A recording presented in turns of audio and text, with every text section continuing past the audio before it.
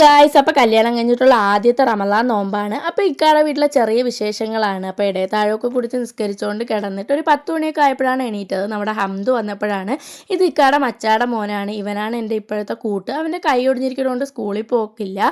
അങ്ങനെ പിന്നെ പല്ലൊക്കെ തേച്ച് ഫേസ് വാഷ് ഇട്ട് മുഖമൊക്കെ കഴുകി മുടിയൊക്കെ ഒന്ന് ചീകി കെട്ടിയതിന് ശേഷം നമ്മുടെ ബെഡൊക്കെ ഒന്ന് തട്ടിക്കുടഞ്ഞ് വിരിച്ച് പിന്നെ കുറച്ച് തുണികൾ വാഷിംഗ് മെഷീനിൽ ഇടാണ്ടായിരുന്നു. അങ്ങനെ തുണികളും എടുത്ത് നേരെ വെളിയിലോട്ട് പോയി വാഷിംഗ് മെഷീനിലിട്ട്. ഭയങ്കര വെയിലാണ്. അങ്ങനെ പിറകിൽ സ്കൂളാണ്. അപ്പോൾ ഇവിടെ നിന്ന് നോക്കുമ്പോൾ നല്ല വ്യൂ ആണ്. പിന്നെ കുറച്ച് തുണികളൊക്കെ മടക്കി വെക്കാനുണ്ടായിരുന്നു. പിന്നെ എൻ്റെ കയ്യിൽ വലിയ കെട്ടെന്ന് പറഞ്ഞാൽ ഒരു പുതിയ പിച്ചാത്തി വാങ്ങിച്ച് അത് വെച്ച് കിഴങ്ങരിഞ്ഞതായിരുന്നു. പിന്നെ അതിനുശേഷം നേരെ പോയി കുളിച്ചിറങ്ങി വന്ന് നമസ്കരിച്ച്.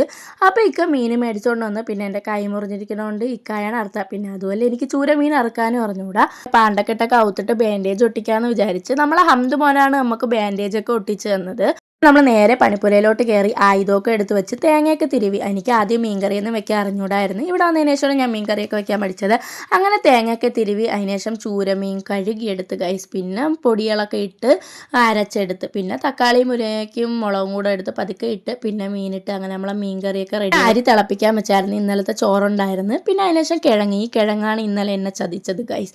പിന്നെ മീൻ പൊരിച്ച് കിഴങ്ങ് അവിക്കാനും വെച്ച് നോമ്പ് മുറിക്കാൻ വേണ്ടിയുള്ള തണ്ണിമത്ത ജ്യൂസ് അടിച്ചു. പിന്നെ പുളിമുളകും കിഴങ്ങുമാണ്. പിന്നെ നമ്മൾ ഒറട്ടിയും പരിപ്പുമാണ്. പരിപ്പറി ഉണ്ടാക്കി പിന്നെ ഒറട്ടിക്ക് കിണ്ടി വെച്ച് അങ്ങനെ നമ്മൾ നോമ്പ് മുറിക്കാനുള്ള എല്ലാം സെറ്റായി. അപ്പോൾ ഇന്നത്തെ വീഡിയോ ഇത്രയേ ഉള്ളൂ. ബൈ.